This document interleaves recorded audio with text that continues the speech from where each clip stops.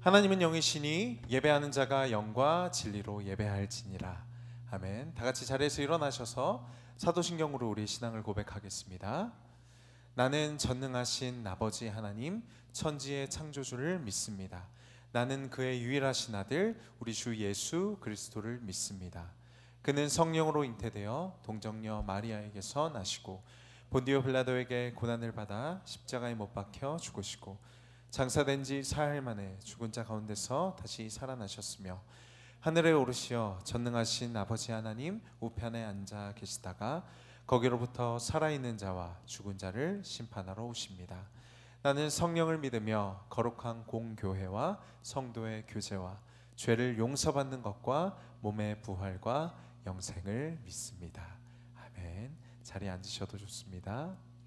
우리 시간 함께 먼저 기도하며 예배 가운데로 나아가기를 원하는데요. 하나님, 한 주간의 우리의 삶 가운데 참으로 많은 연약함과 또 부족함이 있었습니다. 그리고 그럼에도 불구하고 하나님이 오늘 이 자리에 나의 행함이 아니라 나의 자격과 능력이 아니라 예수 그리스도께서 우리를 위해서 행하신 일들로 말미암아 우리를 주님의 자녀로 여겨주시고 하나님의 의로운 자라 칭해주십니다. 이 시간 함께 기도하며 나아갈 때 하나님, 다시 한번 주님 앞에 나아갈 때 하나님의 은혜를 의지하며 나아가게 하여 주시옵소서. 내가 나의 힘으로 하나님 앞에 설 수 없는 자임을 기억하게 하여 주시옵소서. 나의 연약함을 고백하게 하시고 하나님의 능력을 믿고 의지하게 하여 달라고 이 시간 함께 하나님을 의지하며 기도하며 나아가겠습니다. 하나님 감사합니다. 오늘도 우리를 이 자리에 불러주시고 하나님의 자녀 삼아주셨습니다. 우리의 연약함과 부족함, 우리의 죄악들에도 말미암아 하나님 예수 그리스도의 은혜를 믿고 의지하고 신뢰하는 자들로 말미암아 하나님의 자녀 삼아주시고 의롭다라고 말씀하셨습니다. 하나님, 오늘도 그 하나님을 바라보기를 원합니다. 하나님을 예배하기를 원합니다. 나의 가난한 심령, 나의 목마른 심령이 하나님을 찬양하고 하나님으로 말미암아 만족하여지기를 원합니다. 하나님, 오늘도 우리를 이 자리에 세워주시옵소서. 우리의 마음의 중심이 하나님을 향할 수 있게 하여 주시옵소서. 마음을 다하게 하시고 뜻을 다하게 하시고 힘을 다하게 하셔서 주 너의 하나님을 사랑하는 자들로 이 자리에 서게 하여 주시옵소서. 하나님, 우리 예배가 그렇게 하나님이 기뻐하시는 예배 되기를 소망합니다. 하나님, 한 주간의 우리의 연약하고 부족한 삶 속에서도 우리를 변함없이 지키시고 보호하시며 이 자리까지 인도하시는 하나님의 은혜를 찬양합니다.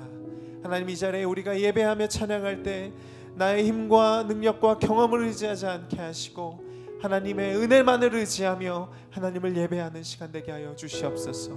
이 시간 잠들어 있는 우리의 심령이 있다면 주님의 말씀으로 말미암아 예수 그리스도의 이름으로 말미암아 깨어나게 하시고 하나님을 찬양하고 예배하는 주님의 자녀로 온전히 세워지게 하여 주시옵소서. 살아계신 예수님의 이름으로 기도합니다. 아멘.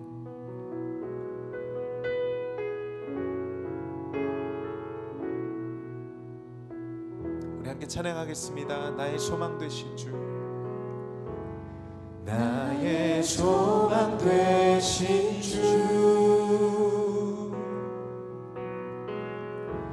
주를 바라봅니다.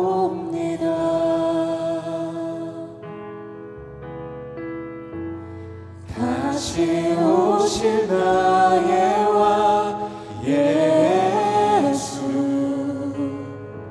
주를 기다립니다. 나의 소망 되신 주, 나의 소망 되신 주,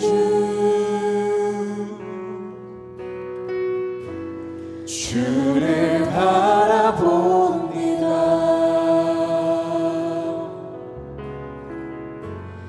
다시 오실 나의 왕 예수, 주를 기다립니다.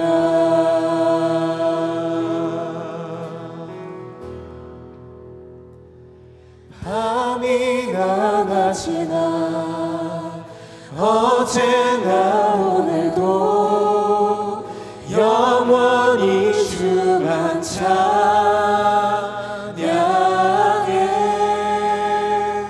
괴롭고 슬플 때 낭만하여 넘어져도 언제나 주만 찬양하겠네.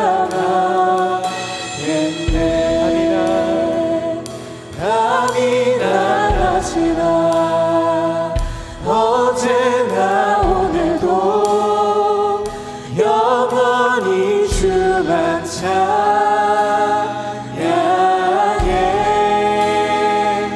괴롭고 슬플 때 낭만하여 넘어져도 언제나 주만 찬양하겠네.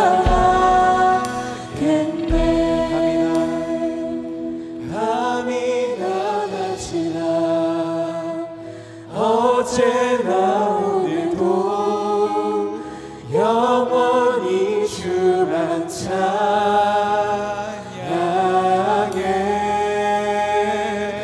괴롭고 슬플 때 낭만하여 넘어져도 언제나 주만 찬양하겠네.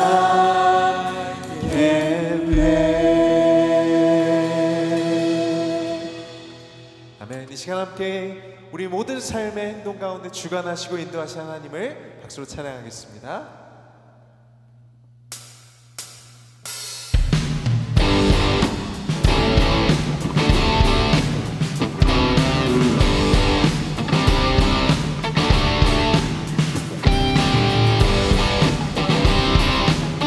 우리 모든 삶의 행동을 주님 앞에 맡겨드리며 우리가 주님과 동행하기 원합니다. 함께 고백하겠습니다. 내 모든 삶의 행동 주 안에, 주님 안에 있는 나의 숨쉬는 순간들도, 내 모든 삶의 걸음 주 안에, 내 길도 주 안에 나의 숨쉬는 순간들도. 다시 한번 주님께 맡겨드리면 내 모든 삶의 행동 주 안에, 주님 안에 있는 나의 숨쉬는 순간들도, 내 모든 삶의 걸음 주 안에, 내 길도 주 안에 나의 숨쉬는 순간들도.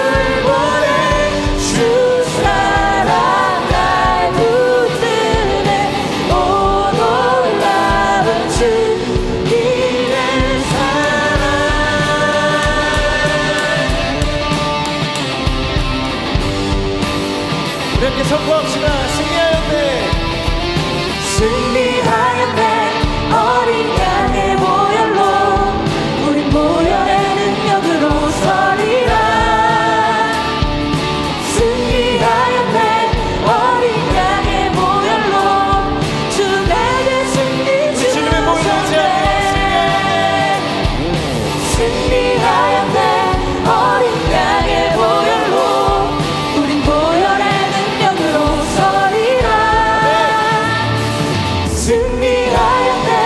어린 양의 보혈로 주 내게 승리 주셨네. 할렐루야.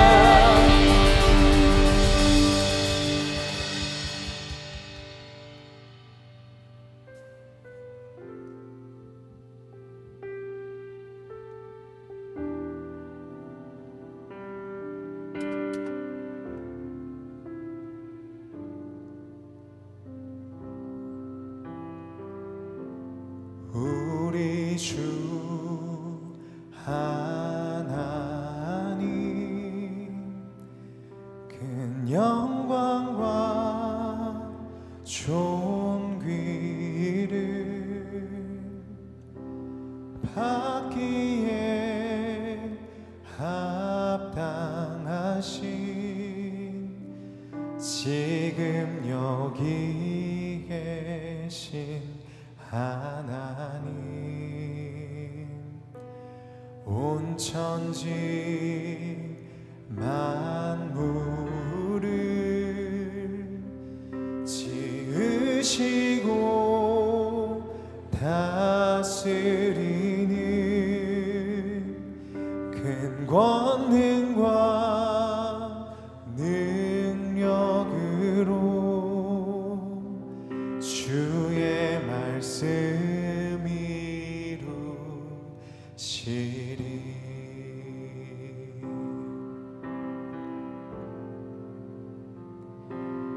거룩 거룩하다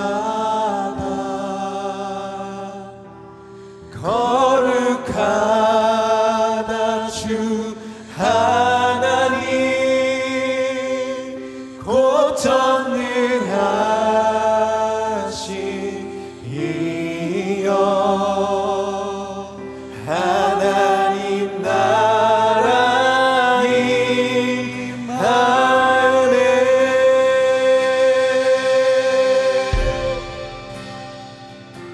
주임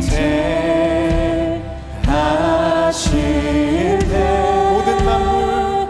모든 만물 경배하리. 어둠 권세 물러가네. 오셔서 다스리소서.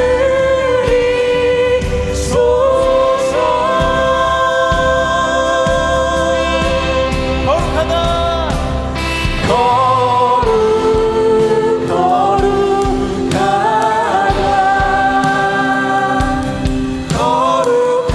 거룩하다 주 하나님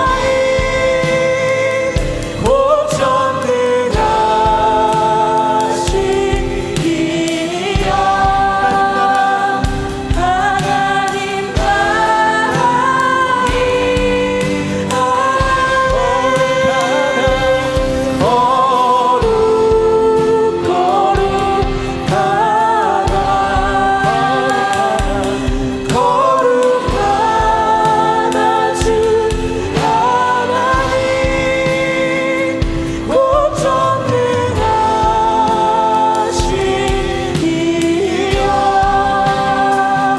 하나님 나라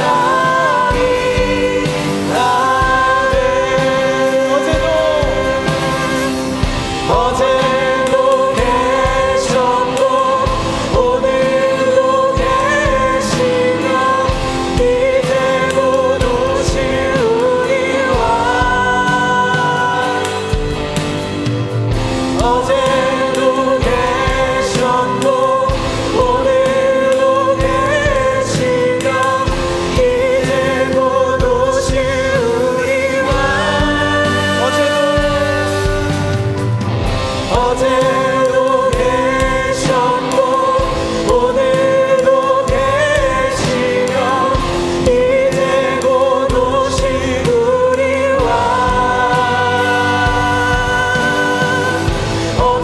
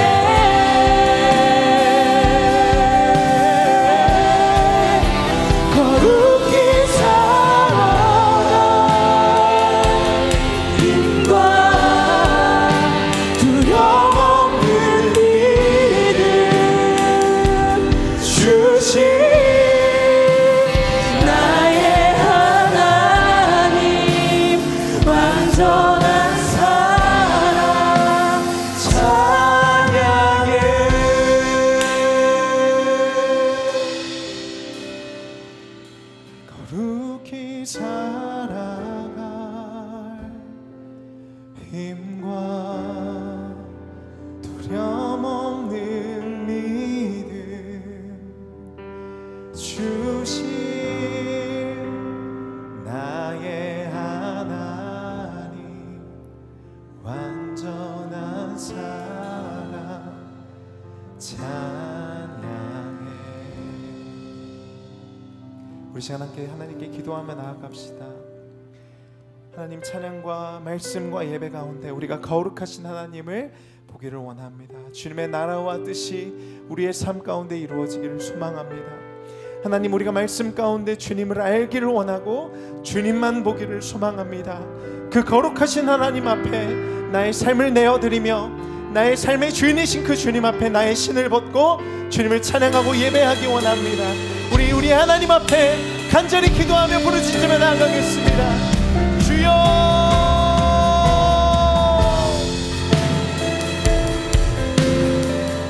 힘과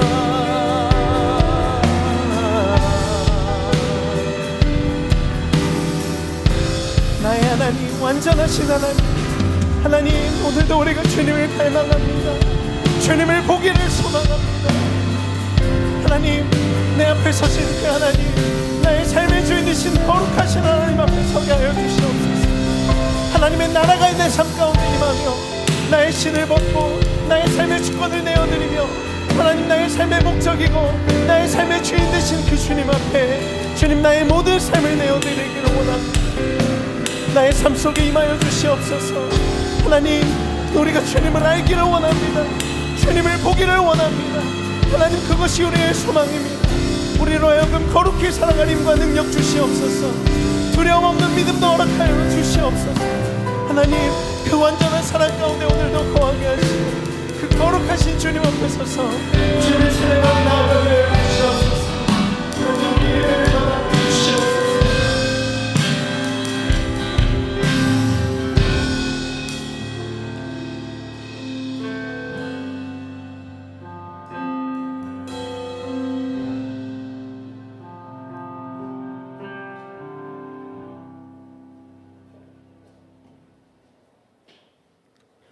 사랑과 은혜가 많으신 하나님 아버지, 저희를 사랑하시어 지난 한 주간도 은혜 안에 살게 해주시고 거룩한 주일 교회로 인도하여 주셔서 감사합니다. 이 시간 주님께 정결한 마음으로 나아가길 원하오니 우리의 마음을 주장하여 주옵소서.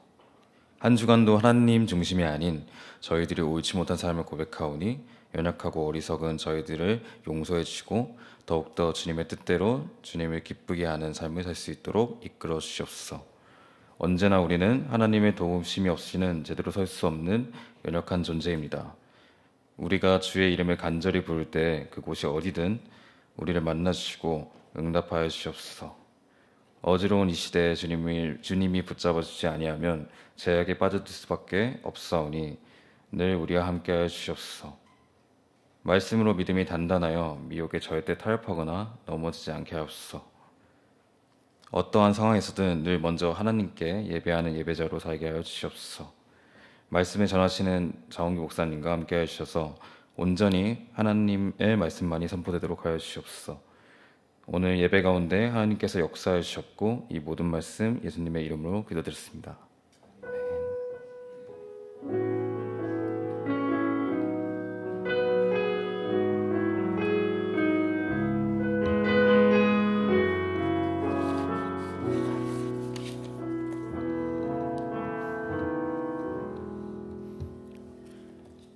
오늘 말씀 보겠습니다. 누가복음 18장 35절에서 43절 말씀입니다. 누가복음 18장 35절에서 43절 말씀을 한 절씩 교독하겠습니다. 여리고에 가까이 가셨을 때에 한 맹인이 길가에 앉아 구걸하다가 그들이 나사렛 예수께서 지나가신다 하니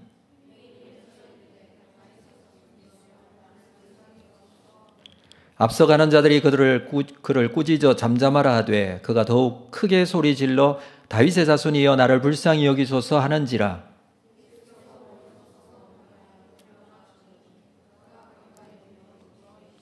내게 무엇을 하여 주기를 원하느냐 이르되 주여 보기를 원하나이다.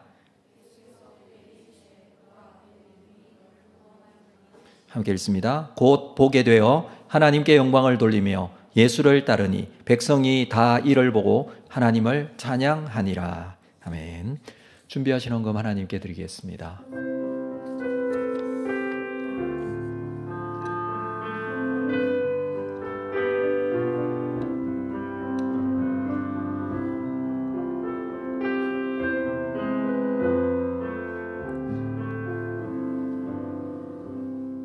거룩하신 아버지 하나님, 귀한 주일 주님 앞에 나와 주신 감사의 제목들을 담아 감사헌금으로 드립니다. 소득의 10분의 1을 구별하여 11조 헌금을 드립니다. 선교장학 구제건축헌금 주일헌금을 드립니다. 주님께서 우리의 삶 속에 날마다 시간마다 역사하시고 함께하여 주셔서 감사합니다. 내 삶이 주님의 인도하심 받는 삶이 되기를 원하고 주님께서 나의 주인 되시는 그런 삶이 될 수 있도록 나를 주장하여 주실 줄 믿습니다. 이 헌금이 사용되어지는 곳 거룩한 하나님의 영광이 드러나게 하여 주옵소서. 예수님의 이름으로 기도합니다. 아멘. 교회 소식 주보에 있는 내용들 여러분 참고해 주시기를 바랍니다. 추석 명절 기간 동안에 있는 주일이어서 따로 교육 및 훈련 과정들이 좀 많이 휴강되고 있습니다. 참고하시고 오늘은 특별히 순장 수련회가 시작이 됩니다. 예배 후에 우리 순장 부순장들 모여서 한 해 동안 베풀어 주신 은혜를 감사하고 또 순장으로서 훈련되고 준비되어지는 시간인데 여러분 많이 기도해 주시고 화요일까지 순장 수련회가 잘 진행될 수 있도록 함께 해 주시면 감사하겠습니다. 다음 주 주일부터 9일까지는 권사의 수련회가 있겠습니다. 2024 캄보디아 단기 선교 대원 모집 중에 있습니다. 우리 관심을 좀 가져주시고 캄보디아 단기 선교는 저희가 새롭게 시작하는 단기 선교입니다. 현지에 있는 정재욱 선교사님 사역을 돕는 그런 시간이지만 또 우리에게는 귀한 선교적 경험이 될 수 있으리라고 생각을 합니다. 캄보디아 수도인 프놈펜으로 가서 거기에 있는 곳에서 중심으로 이제 선교사님의 세운 현지인들을 중심으로 사역하고 있는 교회들을 방문하고 또 복음을 전하는 사역이라든지 또는 우리 현지에서 훈련되어지는 지도자들을 위해서 또 돕고 기도하는 시간들을 좀 가지도록 하겠습니다. 여러분 관심 가져주시고 함께 해주시면 감사하겠습니다. 일부 반주자 조명훈 형제 임명합니다. 금요 찬양팀 싱어 드럼의 안주희 성도 임명합니다. 충성해 주시기를 바랍니다. 오늘도 3부 예배 나오신 모든 분들 주의 이름으로 환영하고 축복합니다. 우리 서로 한번 인사하겠습니다. 앞뒤 좌우로 바라보시면서 반갑습니다. 이렇게 한번 인사하겠습니다. 네, 안녕하세요. 네, 반갑습니다. 오늘도 주시는 말씀의 은혜가 있는 귀한 시간 되시기를 바랍니다. 자, 오늘 말씀은 누가복음 18장 뒷부분을 읽었습니다. 예수님께서 예루살렘으로 가고 계시죠. 지금 여리고에 도착을 하셨습니다. 여리고라는 도시는 예루살렘에서 북동쪽으로 한 30km 정도 떨어져 있습니다. 그렇게 멀지 않은 곳에 있습니다. 그렇지만 사실 예루살렘에 있는 예루살렘 자체는 해발 한 750m 정도의 높은 지대에 있는 도시이고요. 여리고는 30km 떨어져 있지만 해발 마이너스 한 250 정도 됩니다. 그러니까 지중해보다도 250m 아래쪽에 있는 도시이죠. 세상에서 지구에서 가장 낮은 지대가 사해가 있는 지대인데 사해 근처에 있는 도시 여리고입니다. 그래서 여리고에서 예루살렘을 가기 위해서는 언덕길을 올라가야 되겠죠. 그만큼 고저차가 굉장히 있는 그런 지역이지만 특별히 북쪽 지방이나 여러 지방에서 예루살렘을 가고자 할 때에 여리고를 통해서 예루살렘으로 가는 길, 그 길을 많이 이용을 했습니다.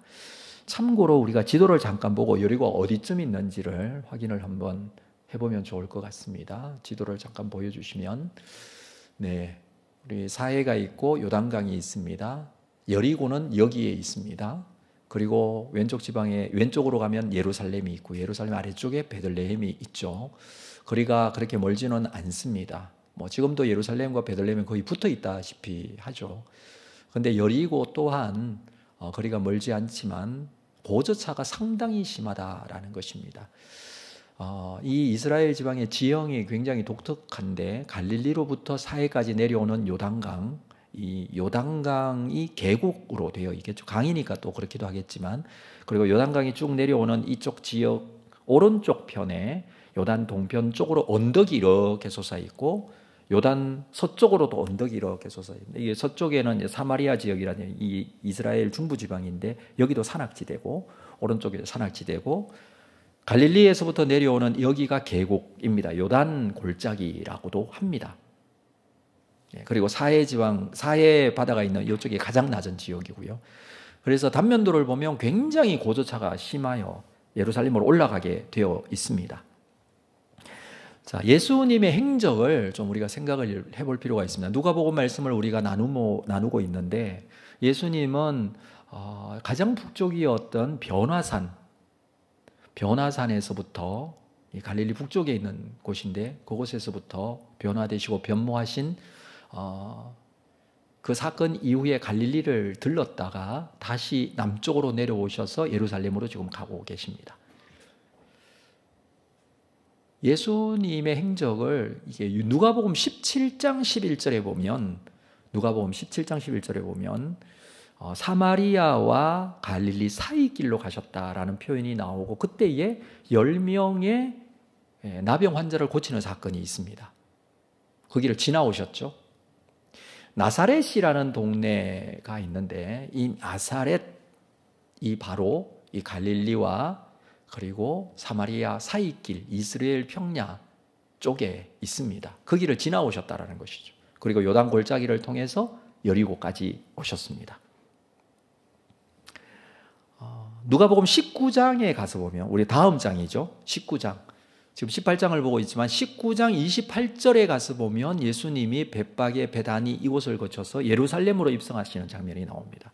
자, 여기서부터는 우리가 지난 봄에 부활절 되기 전에 고난주간, 종려주일 때부터 시작해서 고난주간 한 주간, 그리고 부활절까지 이 19장 28절 이후에 누가복음 말씀을 함께 묵상을 했었습니다. 그래서 실질적으로는 누가복음 강해, 이것은 19장 초반부에 끝나기 때문에 이제 누가복음 강해가 얼마 남지 않았습니다. 예수님께서는 예루살렘으로 가는 이 여정의 마지막 부분을 지금 행하고 계시죠. 여러분, 예수님께서 왜 예루살렘으로 가고 계십니까?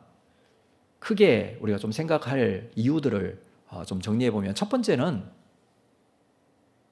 유월절을 지키기 위해서 가고 있습니다. 무슨 말이냐면, 예수님께서는 유월절이 되시면 또는 절기가 되시면 예루살렘 성전으로 가서 절기를 지키셨습니다. 예수님의 공생애가 3년이라고 말합니다. 길게는 3년 5개월, 3년 반 정도의 공생애다, 이렇게 얘기를 하는 이유가, 복음서에 기록된 예수님의 행적을 보니까 유월절을 지키러 예루살렘에 올라가신 게 최소한 3번이 있습니다. 그러니까 3년이 되는 거예요. 그러니까 예수님 복음서가 역사적인 순서대로 쫙 이렇게 3년 동안의 행적을 기록한 건 아니거든요. 그냥 중간중간의 사건들을 기록하고 있지만 종합해서 보면 유월절을 지키는 게 예수님이 3번 정도 됩니다. 그리고 지금 유월절을 지키는 것은 마지막이죠. 그래서 첫 번째 이유는 유월절을 지키러 예루살렘에 가시지만, 그러나 예수님께서 유월절은 마지막이 되시고 이번 유월절로 인해서 예루살렘에 가셔서 붙잡히시고 십자가에 죽으시죠. 그래서 두 번째 우리가 생각할 것은, 예루살렘으로 가시는 이유는 십자가에 달리시기 위해서 예루살렘으로 가고 계십니다. 왜 예수님이 십자가에 죽으셔야 합니까? 그건 우리의 구원, 이 구속의 모든 것들을 완성하기 위해서 십자가에 죽으시는 것이죠. 예수님께서 가시는 길, 그 길은 예루살렘으로 가는 길, 또는 십자가에 죽으시기 위해서 가는 길입니다. 이것을 예수님은 알고 계셨어요. 그래서 제자들에게 이 노중에 가시면서 계속 반복적으로 말씀하신 게 있습니다. 그게 뭐냐 하면, 예루살렘에 가면 나는 붙잡힐 거다. 그리고 십자가에 죽을 거다. 그러나 3일 만에 부활할 거다. 이걸 반복해서 말합니다. 순한 예고, 그것을 계속하죠. 성경에 보니까 3번 정도 기록을 하고 있습니다. 예수님께서 제자들과 함께 예루살렘으로 가시면서 이 말을 계속 반복한다는 것은 그만큼 중요하다는 말이고 예수님의 사명을 이루시기 위해서 그 말씀을 하시는 것이죠. 근데 제자들은 잘 알지 못해요. 그 내용이 오늘 본문 읽은 35절 앞쪽에 있습니다. 자, 그 내용을 한번 볼까요? 31절. 누가복음 18장 31절입니다.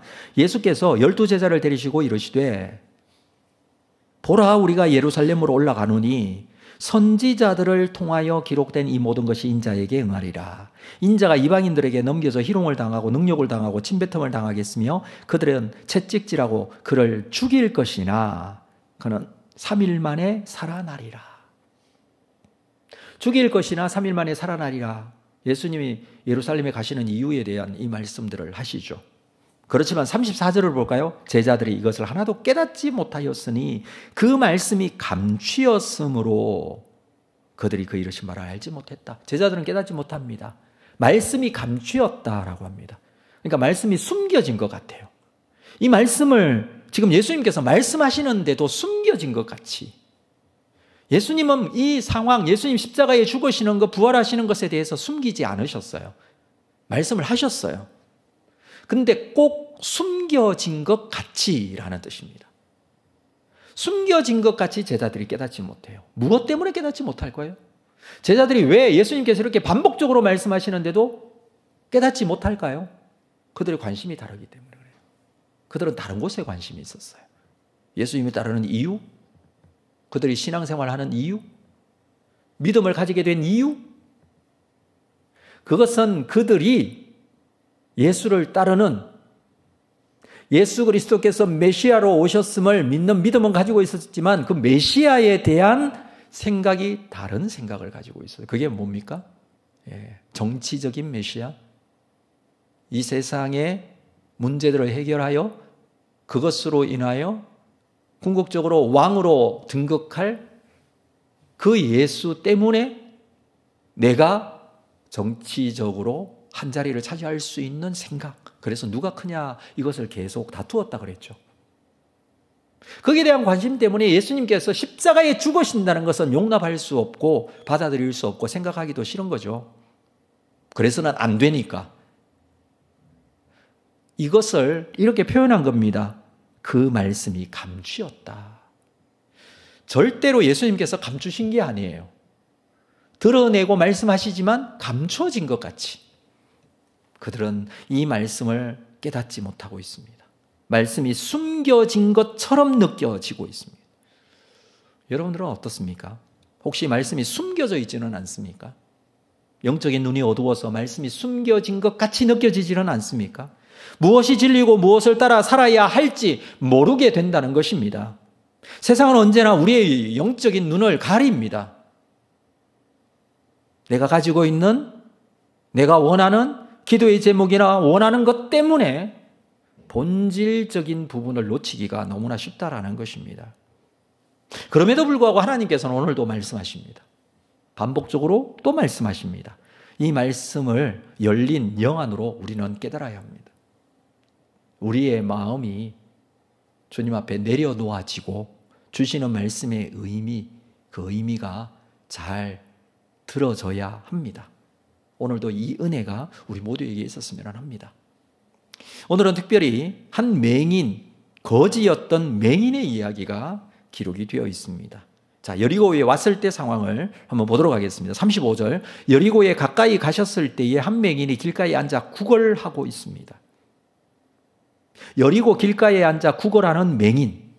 자, 이 사람은 다른 복음서에서는 바디메오라고 이름을 밝히고 있습니다. 마태복음, 마가복음 모두 다 나오는 내용이에요. 바디메오, 디메오의 아들 맹인 거지 바디메오. 마가복음에 이렇게 표현을 하고 있습니다.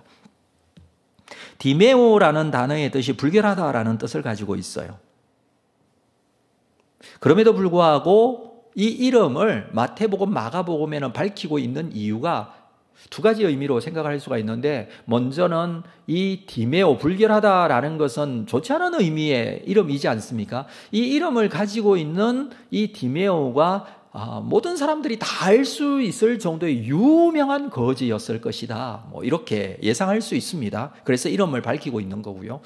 또 하나 생각할 수 있는 것이 있는데, 그게 뭐냐면 초대교회 성도들은 이 사람을 알고 있었을 것이다, 우리가 이렇게 예측할 수 있어요. 그래서 마태복음이나 마가복음에서는 이 이름을 밝혀주고 있죠. 근데 누가복음에서는 따로 밝히지는 않아요. 그냥 맹인이라고 합니다. 누가복음은 좀 기록한 게 다릅니다. 1장에 보면 초대교회 성도 중에 한 사람이었던 데오빌로 각하에게, 특히 이방인이에요, 이방인인 이 사람에게 보내는 글이 누가복음이에요. 그렇기 때문에 따로 이름은 밝히지 않고 있습니다. 그럼에도 불구하고 바디메오는 아마 초대교회 성도들이 익히 알 수 있는 사람이었을 것이다 라고 예상할 수 있습니다. 예수님의 일정은 이 여리고를 거쳐서 예루살렘으로 가는 일정이었는데, 이때 일어난 사건이 바디메오 사건, 그리고 19장에 가서 삭개오 사건도 같이 일어납니다. 이게 여리고에서 있었던 사건입니다. 이 두 가지 사건 모두 다 예수 그리스도에 대한 신앙의 고백적인 부분이 담겨 있기 때문에 중요한 것입니다. 물론 기적을 행하시거나 구원받는 일에 이 사건들이 기록되어져 있지만 예수 그리스도를 누구라고 고백하느냐가 중요한 것인데, 지금 맹인에 의해서 예수님이 어떻게 고백되어지는지를 우리는 보도록 하겠습니다. 자, 36절 볼까요? 무리가 지나감을 듣고 이 무슨 일이냐고 물은데, 사람들이 웅성웅성 지나가니까 이 거지 맹인이었던 바디메오가 사람들에게 묻습니다. 무슨 일이 일어났느냐? 37절, 그들이 나사렛 예수께서 지나가신다 이렇게 알려줍니다. 보지는 못하지만 들을 수는 있으니까 사람들이 이야기를 듣고 나사렛 예수께서 지나가신다라는 말을 듣습니다. 나사렛 예수라고 이름을 표현하고 있는데 왜 나사렛 예수라고 했을까? 예수라는 이름 자체가 좀 흔한 이름이에요. 그래서 나사렛 출신 예수라는 의미가 있어요. 그래야 구분이 되니까. 그래서 사람들에게 나사렛 예수라고 표현을 해야 할 수도 있죠. 그렇지만 나사렛 예수, 나사렛 사람이라는 뜻은 시골 사람이라는 그런 뜻입니다. 그래서 이 표현 자체가 약간 선입견이 담겨져 있는 표현입니다. 조금 더 깊게 우리가 좀 생각할 것은, 나사렛이라는 이 지명이 동네 지명인데 성읍의 이름이죠. 작은 성읍이지만 이 지명이 성경을 자세히 읽어보면 구약 성경에는 나오지 않아요. 신약 성경에만 나오는 지명이에요. 이스라엘의 역사가 우리가 알고 있듯이 예루살렘 이스라엘 백성들이 출애굽하여서 가나안 정복 이후에 지명들이 굉장히 많이 등장합니다. 그렇죠? 여호수아 때 보면 정복했던 지역들, 성읍들이 다 나오고요. 사사기 거쳐서 사무엘 상하, 열왕기 상하 이렇게 보면 이스라엘 역사들을 기록하면서 지명들이 엄청나게 많이 나오는데, 이게 구약 때부터 있었던 지명이 신약까지 이어져요. 그렇죠? 계속 그 지명이, 동네 이름이 계속됩니다. 수천 년 동안 살았던 그 지역의 이름들이 웬만한 모든 지역은 다 나와요. 근데 나사렛은 구약에 나오지 않아요. 그 말은 무엇이냐 하면 구약 시대에는 존재하지 않았던 동네가 아닐까라고 생각할 수 있어요. 근데 분명하게 중요한 것은 예수님 당시에는 있었던 동네. 예수님께서 태어나실 때에 헤롯의 핍박으로 인해서 요셉과 마리아가 아기 예수를 데리고 애굽까지 피난을 가죠. 그리고 돌아와서 살았던 동네가 나사렛이란 동네예요. 여기 나사렛에 30년 동안 살아요. 그래서 예수를 나사렛 예수라고 하지만 이 나사렛이라는 어원을 우리가 좀 살펴볼 필요가 있습니다. 나사렛의 어원은 넷제르라는 히브리어 어원을 가지고 있습니다. 히브리어 어원이 나오는 구절이 이사야 11장 1절에 보면 이 단어가 기록이 되어 있어요. 어떤 의미로 쓰여졌는지 볼까요? 이새의 줄기에서 한 싹이 나며 그 뿌리에서 한 가지가 나서 결실할 것이요. 넷제르라는 단어가 쓰여지는데 어디냐 하면 한 가지라는 뜻이에요. 한 가지. 곁가지로 번역합니다. 줄기가 아니라 둥치가 아니라 이 기본 나무의 큰 이 기둥과 같은 이 줄기가 아니라 뭘 얘기하냐면 곁으로 나온 가지. 요게 넷째로예요. 그러니까 주류가 아니라 비주류. 이런 의미를 가지고 있어요. 그래서 예수님 당시에 나사렛은요, 가난한 이들이나 유대인의 하류층 사람들이 살았던 동네입니다. 그때 당시에는 그랬습니다. 사회의 주류가 아닌 비주류의 사람들이 살았던 동네입니다. 그래서 요한복음 1장 45절 이후에 빌립이 나다나엘을 찾아가서 대화하는 장면을 우리가 볼 필요가 있습니다. 거기에 보면 요한복음 1장 45절에 빌립이 나다나엘을 찾아 이르되 모세가 율법에 기록하였고 여러 선지자가 기록한 그 일을 우리가 만났으니 요셉의 아들 나사렛 예수라. 빌립이 그렇게 말합니다. 나다나엘이 이렇게 대답합니다. 46절 나사렛에서 무슨 선한 것이 날 수 있느냐. 왜 나사렛에서 무슨 선한 것이 날 수 있느냐 이 대답을 했을까요? 보통 사람들이 생각이 그렇습니다. 나사렛이라는 동네에는 결코 선한 것이 있을 수가 없다. 자, 그 동네는 어떤 동네요? 가난하고 소외된 사람들 또는 사회에 적응하지 못한 사람들, 비주류의 사람들이 사는 동네에 태어난 그 사람이 어떻게 메시아가 될 수 있느냐 그 뜻이에요. 모든 사람들이 그렇게 생각을 하는 그런 동네라는 것입니다. 실제적으로 나사렛은 북쪽에 갈릴리, 남쪽에 사마리아, 동쪽에 베니게 이 지방의 중간쯤에 있습니다. 이 경계선에 있어요. 그래서 이쪽 지역들은 다 옛날부터 있던 도시들이 여기서 적응하지 못하고 올바르게 살지 못한 사람들이 모이는 곳이 나사렛이었어요. 지역적으로 그렇습니다. 그 접경 지역에 있다는 뜻이 바로 그런 의미가 있습니다. 그래서 나사렛 예수, 사람들이 지나가면서 나사렛 예수다 이렇게 말하는 것 자체는 굉장히 비하해서 하는 소리입니다. 근데 베드로와 요한이 성전에 나아가면서 안전병기를 고칠 때 나사렛 예수의 이름으로 명하노니 그런 표현이 나오죠. 나사렛 예수, 그때 나사렛 예수는 너희들이 말하는 나사렛 예수, 비하하는 예수이지만 그 뜻입니다. 그렇지만 그 이름으로 일어나 걸어라. 그런 의미로 사용되어졌죠. 자, 여기서는 사람들이 나사렛 예수라고 표현하는 것 자체가 예수 그리스도를 비하하는 그런 의미로 얘기를 합니다. 이것이 중요한 것이 아니라 이것을 들은 이 맹인이 어떻게 반응하고 있느냐는 것입니다. 38절을 볼까요? 맹인이 외쳐 이르되 다윗의 자손 예수여 나를 불쌍히 여기소서. 그는 이 호칭이 나사렛 예수라고 하지 않고 다윗의 자손 예수여라고 바꾸어서 부릅니다. 사람들은 나사렛 예수라고 하지만 맹인은 다윗의 자손 예수요.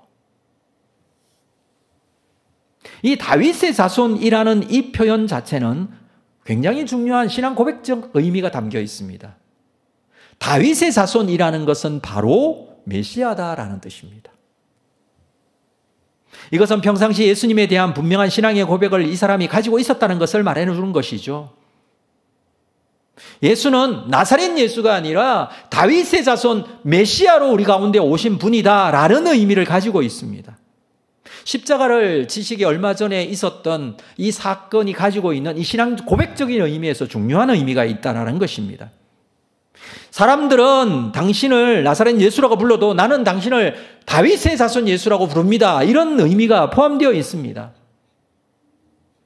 다른 사람들은 나사렛 예수로 당신을 평가할지 모르지만 나는 다윗의 자손 예수로 나의 문제, 이 불쌍히 여김을 받아야 할 이 문제를 해결해 줄 수 있는 분이라는 사실이, 그 사실을 믿고 이 고백을 하고 있는 것입니다. 그래서 나는 당신의 종입니다 라는 뜻도 여기에 포함이 되어져 있습니다. 이것이 믿음이라는 것이죠. 여러분, 믿음이라는 것이 무엇입니까? 상식선에서 보는 것이 믿음입니까? 그렇지 않습니다. 영적인 것을 보는 것이 믿음입니다. 사람들은 상식적인 선에서 예수 그리스도를 평가합니다. 누가 보아도 나사렛 예수다라는 것이죠. 그러나 이 맹인 거지는 그 예수님을 향한 믿음을 가지고 있었어요. 당신은 다윗의 자손 예수입니다.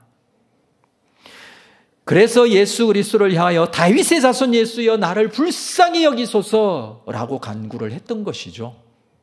이렇게 소리 지르는 이 사람에게 39절에 보면 앞서가는 자들이 그들을 꾸짖어 잠잠하라 하되, 사람들이 그를 꾸짖고 있습니다. 잠잠하라고 합니다. 조용하라는 것이죠. 사람들이 왜 이 맹인을 꾸짖고 있습니까? 시끄럽다는 거예요. 이 중요한 시점에 네가 왜 소리를 지르느냐 이 말이에요. 왜 그렇게 잠잠히 시키고 꾸짖고 있습니까? 맹인의 존재감이 없는 사람이에요. 만약에 그런 소리를 유대의 유명한 관원이나 지도자냐 또는 바리새인이 이런 소리를 했다면 사람들이 이렇게 말 안 할 거예요. 그렇겠죠? 사람들이 맹인을 보는 시선은 그렇습니다. 나사렛 예수를 보듯이 마찬가지로 이 맹인도 그렇게 보고 있습니다. 넌 조용히 해. 말하지 마.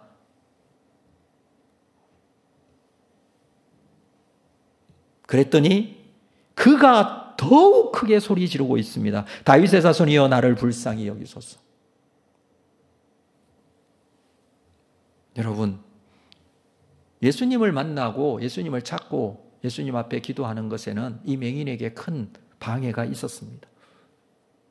그가 맹인이라는 것 자체가 방해도 되기도 했지만 주변 사람들로부터 받는 방해도 있었습니다. 사람들로부터 무시당하고 거절당하고 사람들은 꾸짖고 잠잠하라고까지 합니다. 마음이 깊은 상처를 받을 수 있는 그런 말들이기도 해요. 그런데 그때 이 맹인은 어떻게 말합니까? 더욱 크게 소리 지르고 있습니다. 누구에게요? 예수께. 우리는 그 형편을 예상할 수 있습니다. 맹인에다가 거지예요. 사람들에게 어떻게 평가되고 판단되는 사람입니까? 그런데 그 마음은 어떻습니까? 그럼에도 불구하고 그의 마음은 형편을 따라가지 않습니다. 형편은 이렇게 절망할 수밖에 없고 주저앉을 수밖에 없고 이런 방해로 넘어질 수밖에 없는 상황이에요. 그러나 그의 마음은 그럼에도 불구하고 예수님을 찾고 부르짖고 있습니다. 방해하지만 더욱 큰 소리로 부릅니다. 나를 불쌍히 여겨달라고 말합니다. 이 구절 자체가 부르짖는 기도의 이유가 되는 거예요. 방해가 있을수록 좌절하고 낭망하고 절망하는 것이 아니라 주님께 나를 불쌍히 여겨주세요 라고 그렇게 주님께 나아갑니다. 예레미야 33장 3절에서는 너는 내게 부르짖어라 내가 네게 응답하겠다. 뿐만 아니라 네가 알지 못하는 크고 은밀한 일을 내게 보이겠다라고 합니다. 예레미야 선지자는 감옥에 갇혔습니다. 나라가 멸망해가는 그런 상황에서 아무것도 할 수 없는 그런 상황에서 하나님의 뜻을 전했다는 이유로 감옥에 갇혔습니다. 근데 하나님께서 이 예레미야 선지자에게 말씀하신 내용이에요. 너는 내게 그럼에도 불구하고 부르짖어라 라고 합니다. 중요한 것은 응답할 뿐만 아니라 크고 은밀한 일, 하나님의 뜻을 보여주겠다라고 말씀하시는 것이죠. 여러분, 하나님의 뜻을 아는 가장 빠른 길은 부르짖는 기도예요. 방해가 있으면 어떻게 해야 됩니까? 더 부르짖어야 합니다. 힘이 들면 어떻게 해야 됩니까? 더 부르짖어야 합니다. 지금 맹인은 그렇게 기도하고 있습니다. 40절 계속해서 보겠습니다. 예수께서 머물러 서서 명하여 데려오라 하셨더니, 예수님께서 명하여 데려오라 하십니다. 그러면 되지 않습니까? 여러분, 지금 이 상황에서 예수님께서 데려오라고 하시면 됩니다. 그래서 부르짖는 겁니다. 예수님이 데려오라고 하면 되는 거예요. 사람들이 방해하고 너는 올 수 없다라고 말할 수도 있어요. 사람들이 방해하고 너는 잠잠하라 라고 마음의 상처도 줄 수도 있어요. 감정이 상하게 만들 수 있어요. 그러나 중요한 것은 무엇입니까? 예수님이 데려오라 하면 돼요. 예수님 데려오라고 합니다. 주님께서 부르십니다. 그러면 어떻게 해야 돼요? 주님께서 부르시면 어떻게 해야 돼요? 주님께 가면 돼요. 그렇죠? 주님께 가면 됩니다. 주님께 가까이 오면 됩니다. 우리는 여기서 이 맹인이 주님을 향한 마음이 어떤지를 알 수 있습니다. 그는 주님께 부르짖었고 주님께서 오라 하시니 주님께 가까이 갔습니다. 여러분은 예수님께서 부르시면 어떻게 하시겠습니까? 간절히 찾았는데 부르짖었는데 주님께서 나타나셔서 부르시면 어찌 하시겠습니까?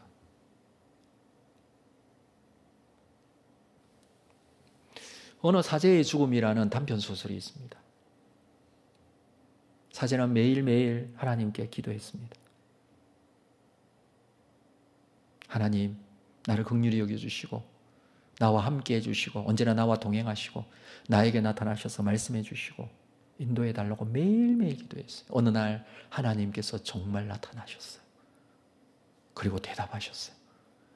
이 사제는 심장마비로 죽었어요. 여러분, 하나님을 찾고 하나님 앞에 기도한다는 것이 무슨 의미가 있나요?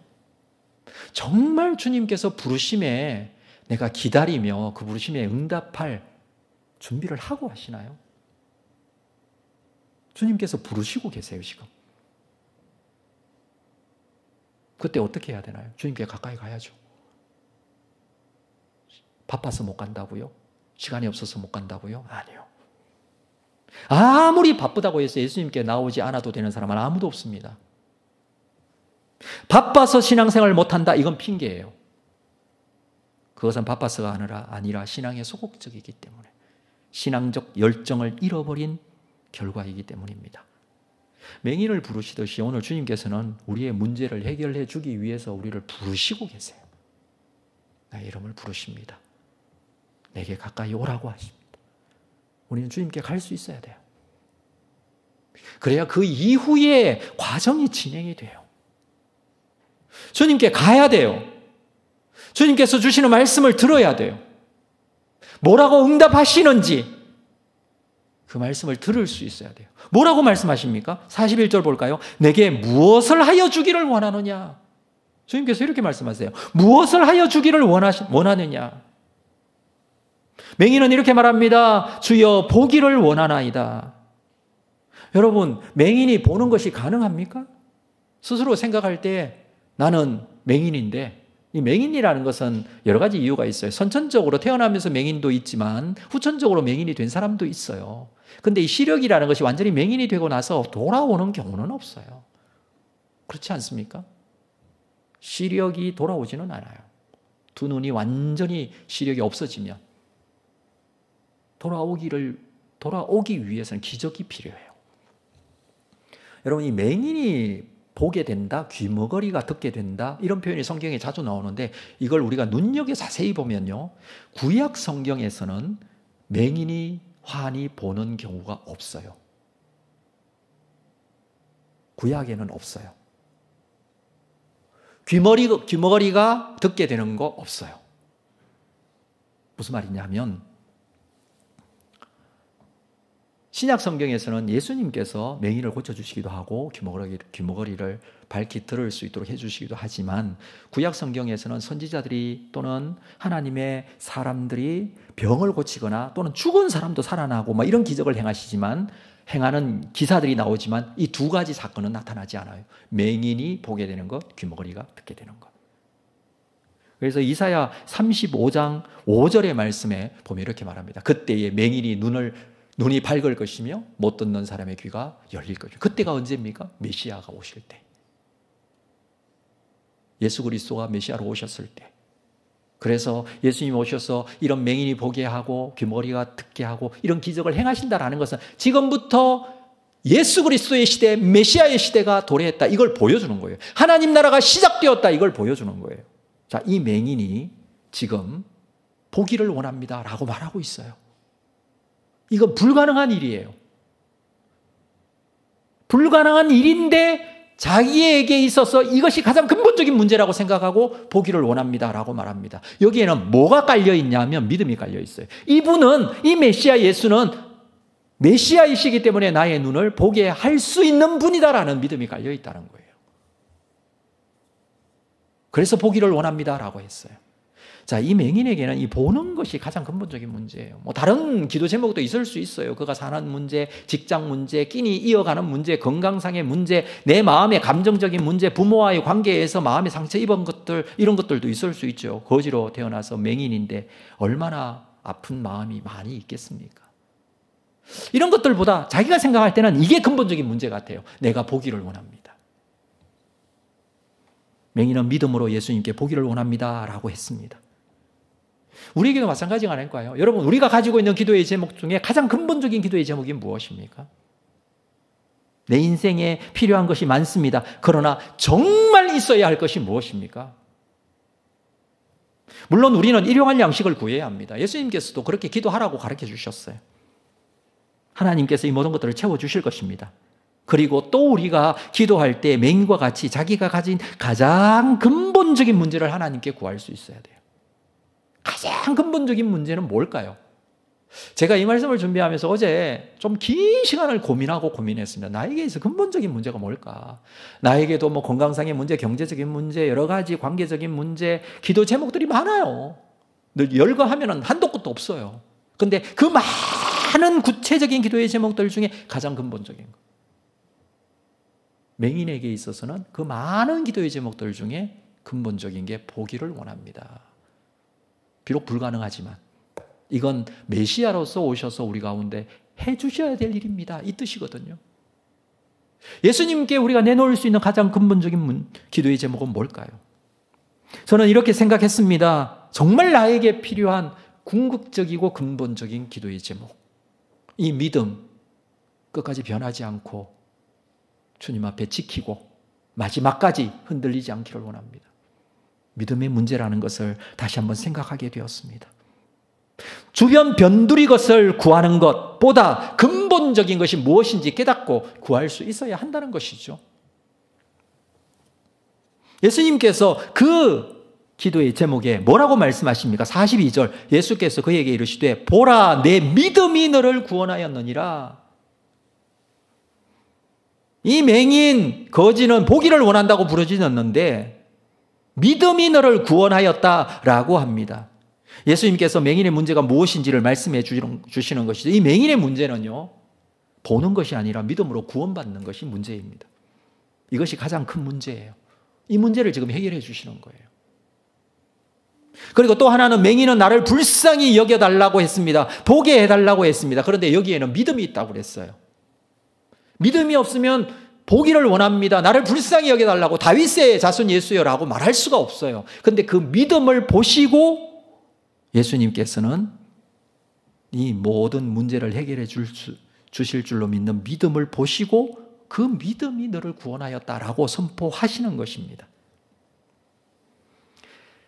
예수님께서 이렇게 말씀하고 난 이후에 그는 보게 됩니다. 43절 마지막 절에 곧 보게 되어 하나님께 영광을 돌리며 예수를 따르니 백성이 다 이를 보고 하나님을 찬양하니라. 여기에 네 가지 단계가 나옵니다. 마지막 마무리를 그렇게 하도록 하겠습니다. 여러분 네 가지 단계라고 그래서 첫 번째 곧 보게 되어 그는 보게 됩니다. 기도의 응답이 있었어요. 부르짖어 나를 불쌍히 여겨달라고 내가 보기를 원한다고. 주님께서는 내 믿음이 너를 구원하였다라는 말만 하신 것이 아니라 그를 보게 하셨습니다. 기도의 응답이 있었어요. 나타나는 하나님의 기적적인 일들이 자기에게 나타난 거예요. 맹인이 보게 되는 기적이 있어요. 이건 기적 아닙니까? 예수님께서 행하신 것입니다. 두 번째, 기도의 응답을 받고 난 이후에 뭘 합니까? 두 번째, 하나님께 영광을 돌리고 있습니다. 하나님께 영광을 돌린다. 이게 무슨 뜻이냐면 예배 드린다라는 뜻이에요. 이 사람이 하나님으로부터 주님께서 주시는 놀라운 기적으로 맹인으로서 보게 되었을 때에 하나님께 영광을 돌려요. 영광을 돌린다는 것은 이 모든 영광이 하나님께로라는 뜻이잖아요. 내가 믿음이 좋아서 내가 잘 나와서 이 일이 일어난 게 아니라 오직 하나님께서 하신 일입니다. 이게 예배거든요. 이게 하나님께 영광을 돌리는 거거든요. 우리가 이 시간에 나와서 예배 드리는 이유도 그거예요. 나를 구원하신 하나님, 오직 하나님께서 나를 구원해 주셨음에 감사합니다. 이게 예배예요. 우리에게 응답하시고 행하신 하나님의 놀라운 기적 같은 일들이 있었습니다. 이게 우리가 드리는 예배의 내용이에요. 여기 맹인은 하나님께 예배하고 있습니다. 예배 드리고 난 이후에는 뭐 하나요? 영광을 돌리며 예수를 따르니라고 합니다. 예배 드리고 난 이후에 그는 예수님을 따라가는 삶을 살았어요. 이 따른다는 것은 예수님의 따르는 무리 속에 섞여서 따라갔다라는 의미도 되겠지만 더 중요한 것은 예수님을 따르는 삶을 살았다는 것입니다. 응답받고 하나님께 예배하고 예수를 따르는 삶을 평상시의 삶의 현장에서 살았다라는 거예요. 결과는 어떻게 됩니까? 백성이 다 이를 보고 하나님을 찬양하더라. 그 한 사람의 믿음의 행동과 예배와 예수를 따르는 삶을 통하여서 하나님께 많은 사람들이 영광을 돌리는 그런 일들이 일어나게 됩니다. 말씀의 결론을 맺도록 하겠습니다. 여러분, 우리는 주님 앞에 불쌍히 여김을 받아야 할 존재들이에요. 나를 불쌍히 여겨달라는 맹인의 외침이 우리의 외침이 되어야 하지 않을까요? 주님은 나를 사랑하셔서 나를 불쌍히 여겨달라는 기도에 응답하십니다. 반드시 응답하십니다. 나는 불쌍히 여김을 받을 수 있는 존재예요. 주님 앞에 불쌍히 여김을 받는 존재예요. 맹인과 같이 나를 불쌍히 여겨주십시오. 당신은 다윗의 자손 예수, 나를 구원하실 수 있는 분, 그분에 대한 확실한 믿음을 가지고 이 마음을 정하십시오. 맡겨드리십시오. 주님께 올인하십시오. 마음의 한쪽 구석을 다른 쪽에 남겨두지 마시고 마음을 정하십시오. 주님께서 나의 삶을 통하여 영광 받으실 뿐만 아니라 하나님의 거룩하심이 나의 삶을 통하여 드러나게 하실 것입니다. 이 은혜가 있는 여러분 다 되시기를 주의 이름으로 축복합니다. 우리 자리에서 다 일어나시겠습니다. 말씀을 생각하면서 이 찬양 드립니다. 모든 상황 속에서 주를 찬양할지라.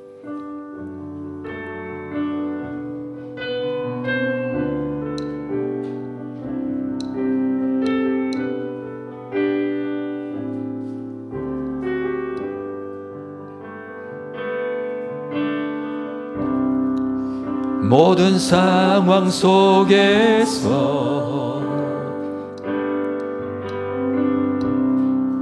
주를 찬양할지라.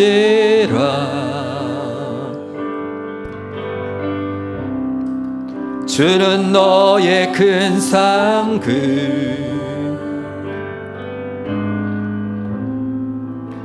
큰 도움이시라. 주의 얼굴 구할 때, 주의 얼굴 구할 때,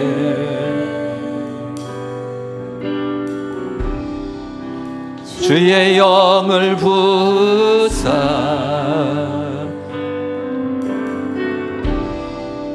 크신 사랑 안에서 주를 보게 하소서.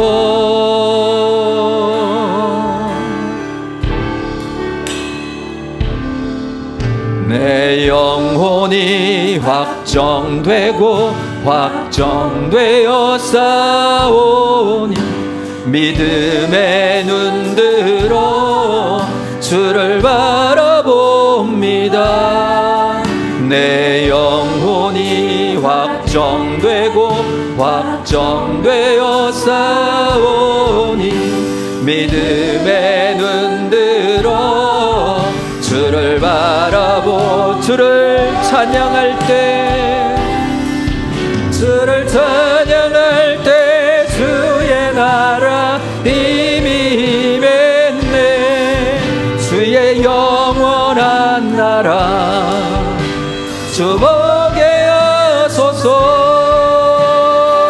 내 영혼이 확정되고 확정되어 싸우니 믿음의 눈들어 주를 바라봅니다. 내 영혼이 확정되고 확정되어 싸우니 믿음의 눈들어 주를 바라봅니다. 우리 함께 기도하고 예배를 마치겠습니다.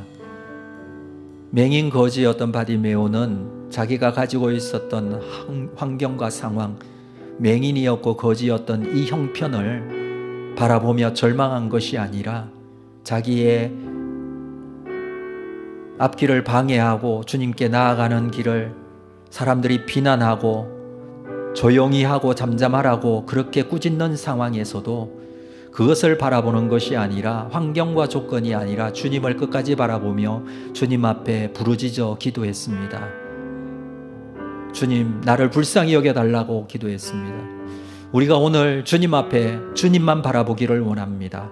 내 영혼이 확정되어 주님을 바라보고 내가 어떤 환경과 상황일지라도 주님께 기도하고 주님께 바라고 주님께 나아가는 귀한 은혜가 있기를 원합니다. 주님께서 나를 통하여 예배 받으시고 영광 받으실 것입니다. 나를 통하여 주변 많은 사람들에게 하나님의 영광을 드러내어 나타내 보여주실 것입니다. 이 확신과 믿음을 가지고 주님께로 내 마음을 정하면서 나를 불쌍히 여겨주십시오.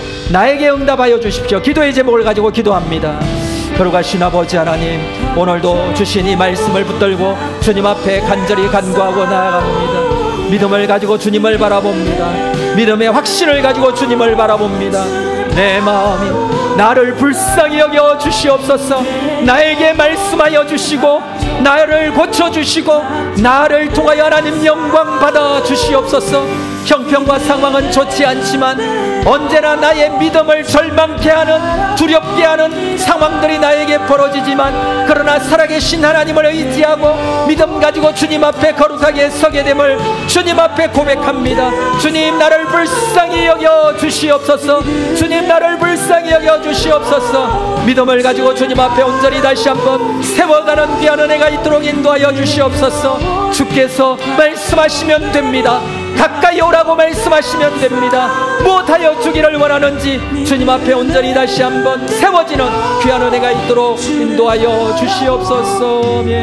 믿음의 눈을 들어, 믿음의 눈 들어 주를 바라봅니다.